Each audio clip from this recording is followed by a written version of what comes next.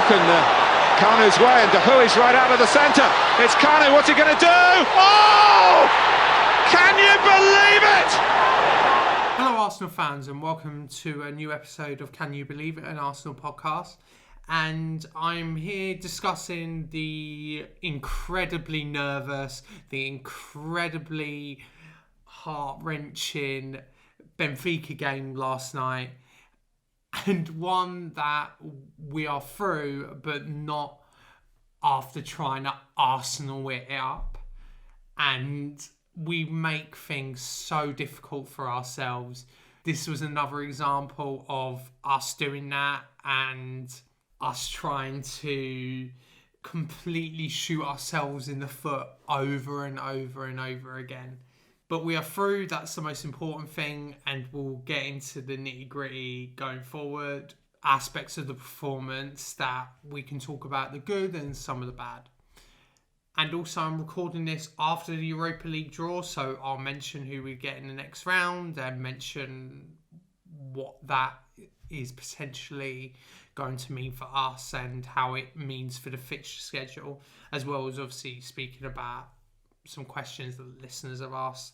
So let's get into it, and we always start with the lineup. Let's go into the lineup. So Bernd Leno started in goal, Bellerin at right back with David Luiz and Gabriel at centre back, so both of them returned after taking a rest this weekend. Kieran Tierney returned at left back, so he kept his place from the Man City game. Dani Ceballos and Granit Xhaka were the central midfield partnership. So Thomas Partey did travel, but he didn't start in this game. And Ceballos obviously had a very poor game, but we'll get into that further on. And then a front four of Saka, Odegaard, Smith Rowe and Aubameyang. So Aubameyang starting up front again. And we had the same three behind him that we had against Leeds. So two creators and Saka who can really do it all. So we started the game as we've tended to, sort of dominating possession without really creating anything of note. But I do think we executed a very good press. We weren't allowing Benfica to get very far into our half in the first 25 minutes. I think we've done very well in that aspect. And I think that's something that we have improved on in the last few months, is our pressing. I think before Christmas, we were very low on pressing. We were one of the worst pressing teams in the division. But at least now we are pressing not only aggressively, but we're also pressing smartly as well, because it allows us to gain territory higher up the pitch, force them to make mistakes, set traps for them. And that's what we've done in this game. And it was very encouraging that we've done this. And it is something that I like our team to do. And hopefully it's something that we could do going forward. Now, obviously, you can't press every single game, especially with the schedule that's going on this season, because Arsenal obviously don't have the depth for that. And also, the fatigue with players is much greater this season than in the other season, just because of the congestion of the schedule. But I'm encouraged to see us at least do more pressing, and that's what I want to see more from us. But it didn't take us long for us to get a lead, and obviously after the first leg it was 1-1. We obviously should have got more goals in that game, and Aubameyang was certainly suspect for that, but he was the goal scorer this time, and it was a lovely through ball from Bukayo Saka. He's getting very good at producing these really lovely passes, and it was really good. Benfica obviously tried to play a higher line, and with a striker like Aubameyang, it's very easy for him to get through. He goes through on goal and chips the keeper, and it's 1-0 to the Arsenal. And at this point, I think you are a bit concerned on what to do, because you know if Benfica score, then it's going to extra time, and you know if Benfica score twice, then you have to score. You have to score 3 on the night, 2 extra goals than we have at this moment of time. So I think we were a bit cautious. I don't think we were banging down the door, and I think that's, to be honest, something that is common under Arteta, is that Arsenal don't really hammer home advantages that often. There have been instances where we have. The Leeds game, for example, the West Brom game, the Chelsea game. These were games that we got a goal and then we still went after them and hammered after them. Now, you can say credit to the defence, and Benfica did play quite deep, if not playing with a high line. They played with a back three, and they had Grimaldo, who's a very good left back, and Gonçalves, who's a very defensive right back as well. And they done a very good job of limiting us. We obviously do our best work down the wings, especially the left wing with Tierney, and they just limited us. So it was a bit difficult in the first half. But then, just before half-time, you're thinking we're going to go in 1-0 up. Danny Ceballos gives a foul just outside the box. Now, I think Julian Weigl sort of went into Ceballos. I think it was a harsh foul, but I can understand why it was given. And Gonçalves scores a brilliant free kick. And I was nervous because it just seemed like such a thing that would happen to us, that a free kick like that would go in. And it did. And it was 1-1. And obviously, at this stage of the game, going into half-time, we were going into extra time. Benfica started getting into more of the game and they started pressurising us more. They finished the half really well. We needed half-time more than they did. So I was glad that we had half-time when we did, because then we could go in, Arteta could speak to the players, and we could have a refresh. The second half started. There was an offside goal with Aubameyang, which was a beautiful pass from Odegaard, and it was a very similar finish to the first one, but it was offside, just offside, very tight. The first goal Aubameyang scored was very tight for offside as well, but he was onside at that time, so very close margin. But then inside 15 minutes, we go 2-1 down, and it's really a hopeless punt from a corner from Benfica. And Danny Ceballos, who didn't have a good game, headed it back to Leno, but it was well too short. He could see Rafa right next to him, and he still tries to header it back. He doesn't play it safe, and then Rafa gets onto the ball. Leno comes out. Rafa goes round and has an easy tap in, and it's 2-1 at that stage. And at that stage, I think we're going out. Arsenal are not notorious this season for a team that have come back from losing positions. We don't do it very often. The one thing I was happy about was that Bernd Leno didn't foul Rafa and got sent off, which was encouraging, because then we would have seen Matt Ryan come on and sacrifice something, and then we probably definitely would have lost. But we were 2-1 down. The mistake was costly, and you're just thinking Arsenal have royally Arsenaled this up and done it in the most classic Arsenal way, where they shoot themselves in the foot over and over again. Now, the first goal is a great goal. It's a great free kick. Sometimes that happens, like the João Moutinho screamer that happened against us against Wolves. It happens sometimes. Sometimes you have to deal with it. But the mistake was obviously very costly at the time. That is something that we have to improve on. We keep producing mistakes that lead to goals, and we keep doing it. It's not something that gets fixed. We just keep doing it. Now, credit to Ceballos in terms of this is probably his first mistake that he's done, first glaring mistake that he's done. So he's not like a David Luiz who keeps producing these mistakes. In that instance, it's excusable, but if he does it again, then it becomes a bit more of an issue. I don't mind players making mistakes. That happens in football. It's obviously infuriating as a fan, but when you take your fan goggles off, you can sort of recognise that players do make mistakes. They are human, and this can happen on a football pitch, but it's how they respond to it. Now, he didn't have long to respond to it because within 2 minutes he was subbed off. And we made 2 changes in response to that goal. Willian and Thomas Partey, who came on for Smith Rowe and Danny Ceballos. Now, obviously, seeing Willian come on, you're very nervous because he hasn't produced anything this season. He's been pretty poor for us. But credit him, he actually done very well in this performance and he actually produced something for us, which was much better than we've seen from him this season. So credit him, we have to.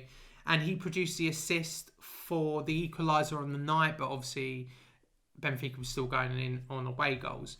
He's down the left, and that is something, before I get into the goal, that we have to discuss. Willian is not a left winger. I don't know why we continue to play him left wing. We have to play him right wing sometime. I know he didn't produce amazing performances on the right wing this season, but if he's really in bad form, surely playing him in his best position will at least help him be competent, if not get some form. But we played him on the left and he produced an assist, but the assist was like Sergio Busquets won against Real Madrid for Messi when he scored that wonder goal. It was a very simple assist. Tierney does all the work. He grabs the ball, cuts inside and smashes it into the bottom corner, and it was a very good goal. Now, firstly, I love Tierney's celebration. It was just like an absolute passionate fan. That was how I was celebrating when that goal went in. It was a really good finish, a really nice goal from a player who you can tell plays on the front foot all the time in Kieran Tierney. I think Tierney didn't look his best. He doesn't look 100% match sharp yet. And obviously, he's been out for basically a month with injury. So it will take him some time to get back to the level that we know he can be. But this goal was so important and allowed us to at least get a foothold into the game. We made another change about 10 minutes after the goal. Lacazette came on for Bellerin, which was a very odd change. And a lot of people obviously go on about Mikel Arteta's substitutions. I sort of steer away from them because I think sometimes they can be blown out of proportion. But this one, I think, actively made us worse. I think he went to a 4-4-2. We had less of the ball. There was more space in midfield for Benfica to get. And they started dominating. They started having the ball a lot. And we just weren't getting the ball at all. But then, 3 minutes before the end, you're thinking, Arsenal are going to go out. This is not good. But Bukayo Saka cuts in from the right, puts in a lovely ball. And who's there to head home? Pierre-Emerick Aubameyang. And obviously, after last week, a lot of people were giving him flack because he missed those chances. He completely redeemed himself with 2 here. It was a really good moment. There was a worry that it could be offside, but it wasn't. VAR checked it. It was onside. And he's just a valuable player. Get him chances and he will score. That is what he is. He is a player who thrives on loads of chances. So make sure you give him loads of chances. Now, he has 5 goals in 4 games now. And that's playing centre forward. So it was Leeds, Benfica first game, Man City, and the Benfica second leg. That's 4 games now he's played centre forward, and he's pretty much had big chances in all of them. Man City game aside, where he barely had any. If you get him chances, he will score. And that's the important thing that we have to keep doing with Aubameyang, is to get him chances. Now, in terms of behind him, I think the selection decision of Smith Rowe and Odegaard playing together was one that I welcomed and was one that I thought could work, but I don't think it has worked in the Benfica first leg, and I don't think it worked in this game either. I think Smith Rowe's quite limited there. I think he's such a good player, has great relationship with Saka, and I think when you play him on the left, and I know he's drifting into the centre, he doesn't have that relationship with Saka at all. So it might have to be either or. I like how Odegaard comes deep to collect the ball. he's a good link between the midfield and the attack, but it might need something else on the left wing. Possibly Pepe, who had done very well on the left wing before Smith Rowe came on the left. So after that goal, Benfica brought on Volsmich, and we brought on Callum Chambers and Elneny for Saka and Odegaard. We just defended the lead. There was a really late chance where Benfica hit the post, but it was given offside. And Arsenal are through and win the tie in the most Arsenal way possible. So we win 4-3 on aggregate, 3-2 on the night, and we are through. Now, the first thing to say is that Bukayo Saka, what a player. Now, I've talked many times on this podcast this season how Saka has been special, and he is playing football at a different level compared to some of his teammates this season. Even when he's not scoring and assisting, he's doing things that you just think, wow, what a player. But not only is he a great player, he's 19. He's now producing end product moments in terms of goals and assists. That was something that I didn't think he would have in his game. I thought he might be one of those pre-assist wingers, but he seems to be getting it on the end of chances and setting them up now. He's been fantastic with that. But also, he's one of our own. He's from our academy. And yes, a lot of people can put too much stock in having academy products, but to have one of them this good, he's probably our best talent since Fabregas from the academy. I know Fabregas came from Barcelona, but if you're talking about best talents, he's probably better than Wilshere, definitely better than Iwobi. All those talents, he's better than them. He's 19, he's our best player, and he's been fantastic all season. He's probably a shoo-in to win Player of the Year for us. And I hope he's in the conversation for Young Player of the Year in the Premier League because he deserves it. I don't think he'll win it because I think Phil Foden will. I think Phil Foden's been fantastic this season. But he has to be in the conversation. He's been incredible this season. And he came up clutch with 2 incredible assists in this game for Aubameyang. Him and Aubameyang have a great relationship. Well, to be honest, most players have a great relationship with Saka. That just shows you how good of a player he is. But I'm glad he's developing and he's improving. He's found a home on the right wing now. We just have to manage him now and hopefully he can keep developing at Arsenal. So, I'm recording this after the Europa League draw has been, so I know who Arsenal have. And Arsenal, unsurprisingly, have Olympiacos. It's not a great surprise. Obviously, we drew them last year. We've had them in groups, I think, 2 or 3 times in the Champions League. So it's a familiar setting for us. Obviously, we played last night in Athens, so we're going back to Athens. We are away first and then home the second leg.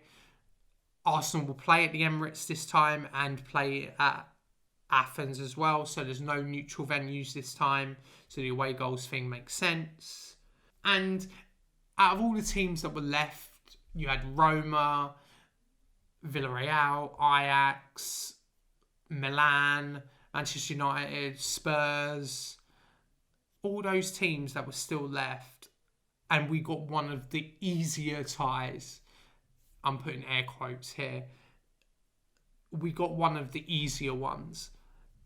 So I am happy that we have got Olympiacos. Obviously, there is so much narrative going on, really, with this. I mean, I'll credit at Wayne's World 20 for this tweet. He put up this earlier today after the draw. And it basically explains the storylines and the narratives that are going into the tie.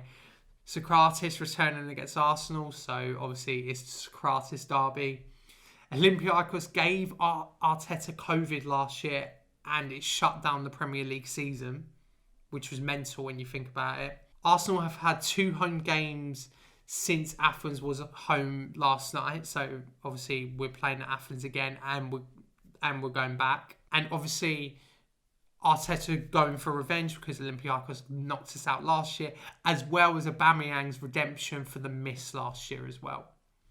So there are so many narratives going into this game, and I hope we are up for it. We've got to think that we have got to get revenge here. If they are not looking at last year's game and using that as motivation to get them up for this game, then I don't know what to say of these players. Arsenal should be looking at how they went out last year and using it as motivation to produce 2 good performances to go into the quarterfinals. Now, so as for the draw in whole, Ajax got young boys, so you would expect Ajax to go through.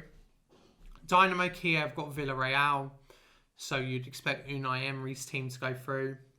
Roma got Shakhtar, so that's a potentially difficult game to predict, but I think Roma should have enough. We obviously have Olympiacos. I expect and hope we're going to go through. Dinamo Zagreb got Spurs. I think Spurs are going through. I know Zagreb are very good at home. Because we're at home in the second leg and Spurs got drawn the same time, they can't play in the same day at home. So Spurs have had to reverse it. So Spurs are at home first and Zagreb are away. And then obviously it switches. So there's that draw. Manchester United have Milan, which is massive. Obviously, that's going to be a massive game for us. Slavia Prague have Rangers, and Granada have Molde. So the draw has some big sides facing some big sides, but there are also some small ties there as well. Molde and Granada are obviously the ones that you really look at and you think Arsenal can beat. Slavia Prague and Rangers as well. So hopefully we can get into the next round and hopefully we can do well. I think something that will be different compared to last time is the atmosphere. There are going to be no fans in the stadium, so Arsenal will have a bit more of an advantage. It's always difficult going to Greece because they make such an incredible atmosphere, so there will be no fans in the stadium this time. So hopefully that can benefit us and we can just play our game.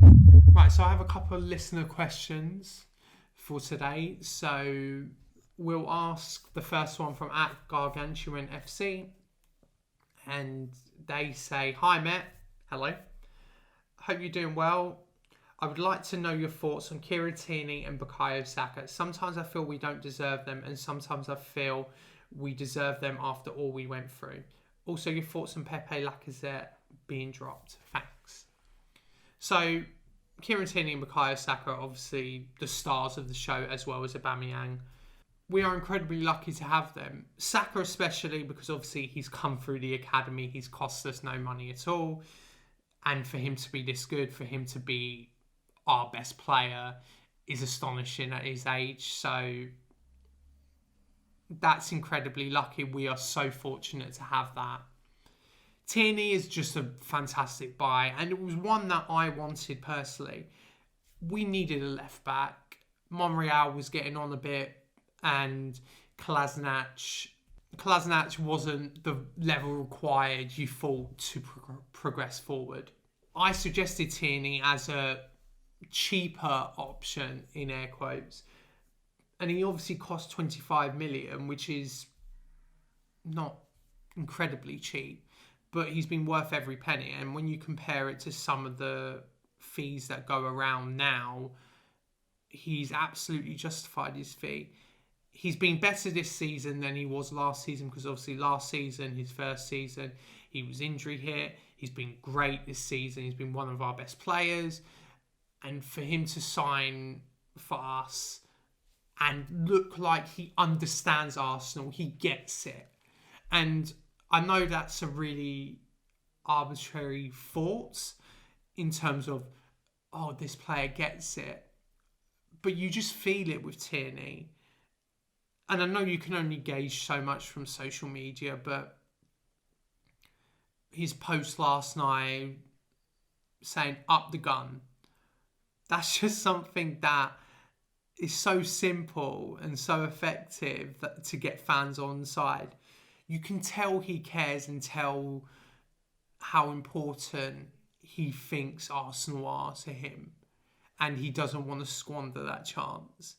So Tierney is just a cult hero, but he's obviously a great player as well. I love him. I don't think I've loved a defender as much as I've loved him. I think Koscielny is probably the closest other one. I'm not really a fan of defenders compared to attackers, but he's just someone I have to love, and he's been fantastic for us, so completely worth the money. In terms of your other end of the question, Pepe and Lacazette. Pepe, I think, has been harshly dropped. I think he performed well on the left wing. He was producing good performances. I think he's been a bit unlucky to be dropped. I think Lacazette, I sort of understand because Aubameyang is a better centre-forward than him. There's no argument in my mind with that. Or I always thought Lacazette maybe was a better fit than Aubameyang up front. But Aubameyang's proven that he's just as good of a fit up front compared to Lacazette. So I'm fine with it. I think Lacazette will go in the summer. I think Pepe, we have to start integrating him more. I think if Arteta could get any money for him, I think he might think about it. But I think on the left wing, he's produced moments that have been good. So it's difficult to say. I think Pepe's been more harshly dropped than Lacazette. I think Lacazette will go. But thanks for your question. And just one more question. So only 2 this week. And it's from @Wayne'sWorld20. So I already mentioned him earlier in the podcast. And he asks, without sitting on the fence, how do we view the performances? Concerning moving forward because we shouldn't have been in that position as the better team, or positive because we won and showed a good mentality? I think with cup football, I think it's always the latter. I think it's a positive we won and we showed good mentality to go forward. I think last season in the FA Cup, and I know the FA Cup is completely different to European competitions, but we didn't really produce amazing performances apart from the final. I know the Man City performance was really good, but it was a backs to the walls performance. The Sheffield United away game in the quarterfinals, we didn't really play that well, and all the other games before it weren't that amazing to begin with anyway. I think the most important thing is getting the luck of the draw and going through. Now, in terms of the whole bigger picture of the club, then yes, the performances can be concerning because we didn't create enough. It has been a trend under Arteta, but we have slightly improved since December. We have been producing better chances since Smith Rowe came into the side, since Saka moved out to the right. It's just about doing it consistently. And I think, I heard it on the Arsecast Extra, that I think another goal scorer would be great for this team because apart from Aubameyang, and I know Saka's come in with some goals this season, we don't really have any other goal scorers. It really only comes from 1 or 2 players. So another goal scorer being added into this team would be valuable and would potentially see us take another step, because I think a lot of our games are played on a very fine margin. But adding another goal scorer will at least allow us to win those games and score more goals, because you can have a great defence, that's fine, but ultimately scoring more goals gets you higher up in the table. You can worry about the defence later. I'm always someone that worries about the attack first, scoring goals. If we scored 80 goals in a season but conceded 60, I would still be happy because at least we're scoring a lot of goals. But when you're not conceding a lot of goals but also not scoring a lot yourself, is a bit difficult. Obviously you want that balance, and it's just about finding that balance. But in terms of cup competitions, I think we showed good mentality. There have been a lot of times this season where we've been behind and we just haven't come back. So at least this time we did. and we're through to the next round. We're going to have to produce much better performances going forward if we're going to go where we want to go. But there's still a long way to go. Let's just hope we can get past Olympiacos now. But thanks for your question. Now, if you want to ask me a question, you know where to ask it. It's at AFC Met on Twitter. But Arsenal, I mean, they put you through it, don't they? But luckily, we are through. There'll be another podcast this weekend after the Leicester game. But until then, come on, you Gunners. Well, it's broken Kanu's way, and Hui's right out of the centre. It's Kanu, what's he going to do? Oh! Can you believe it?